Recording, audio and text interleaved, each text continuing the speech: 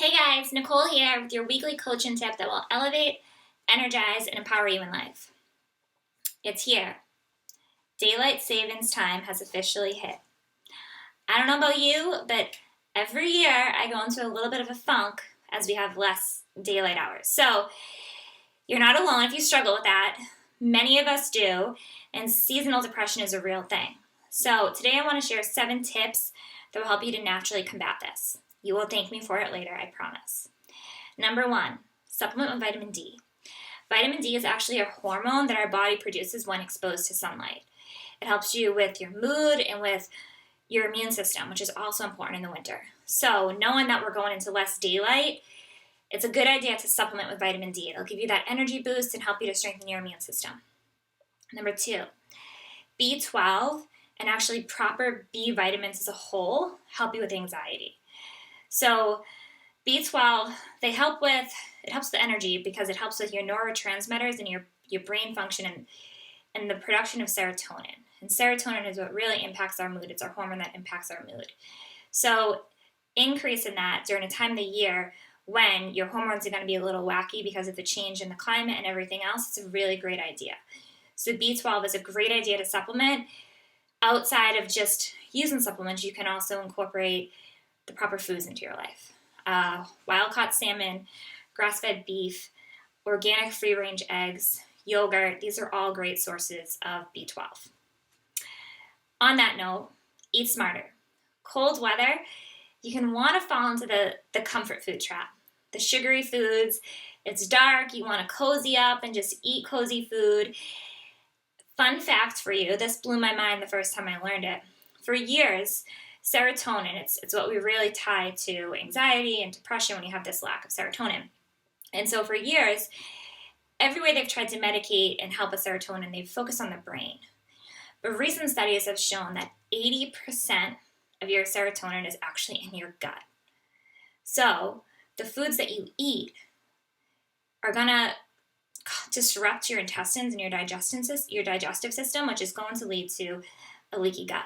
So while it can be really tempting to fall into unhealthy eating patterns in the winter, for the sake of keeping your mood high, your immunity high, keeping those serotonin levels right, keeping anxiety out of the wayside, try to keep it in check.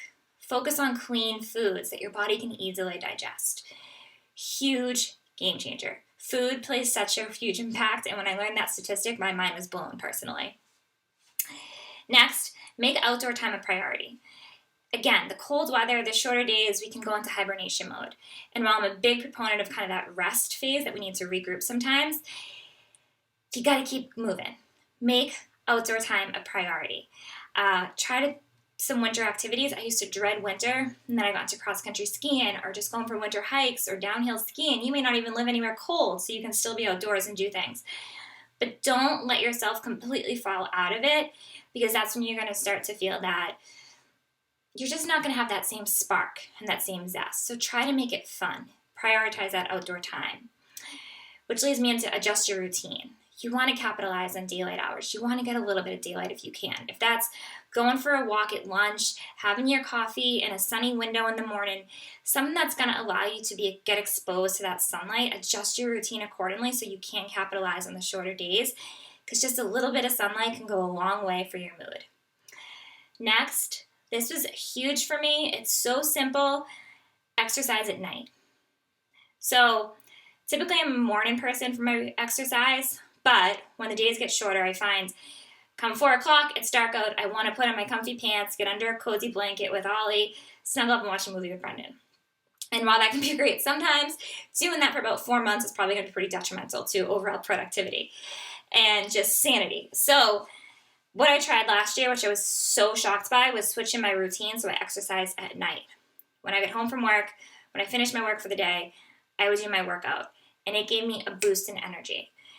This is kind of tricky. You don't want to do it too close to when you go to bed because it might give you a little too much energy, but it definitely gives you that boost you need at night when you are kind of going into wind down mode, even though it's only 4 p.m. And then the last thing is try to pick up a new hobby. Something that you can get excited about at night. That might be trying a new recipe a couple nights a week. It might be going to a book club with the girls. It might be starting a new fitness routine. It might be anything of sorts that will get you moving and keep you stimulated at night can be really powerful. Test it out. Know it's going to be an adjustment for a few weeks as we get into that, less day, have self-compassion, but it doesn't have to control you. So these ways will help you get ahead of it. I'll see you next week.